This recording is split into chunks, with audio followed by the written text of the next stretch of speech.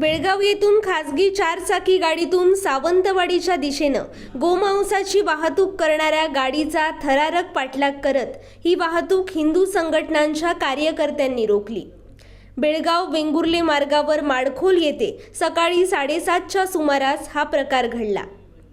Swift गाडीतून हे गोमांस सावंतवाडीत आणलं जात होतं। गाडी चालक सरफराज भाऊद्दीन ख्वाजा राहणार सावंतवाडी याला गोरक्षकांनी थांबवत त्याला पोलिसांच्या ताब्यात दिलं। गोमांसाची अवैध वाहतूक होत असल्याची माहिती हिंदू संघटनांना प्राप्त झाली होती। त्यानंतर आज पहाटेपासून बजरंग दल, विश्व हिंदू परिषद, गोरक्षक सिंधुदुर्ग व हिंदू जागरण मंच या संघटनांचे कार्यकर्ते वेंगुर्ले बेळगाव रस्त्यावर थांबले होते। यावेळी एक संशयास्पद स्विफ्ट गाडी माडखोल येथे येत असताना निदर्शनास आली।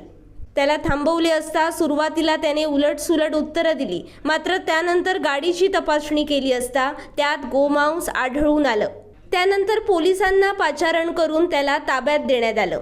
यावेळी पोलिसांसमोर गयावया करत हे गोमांस असून गेली कित्येक वर्षे आपण हा व्यवसाय करीत असल्याची कबुली त्याने दिली। पोलीस उपविभागीय अधिकारी विनोद कांबळे व पोलीस निरीक्षक अमोल चव्हाण यांच्या मार्गदर्शनाखाली ही कारवाई करण्यात आली।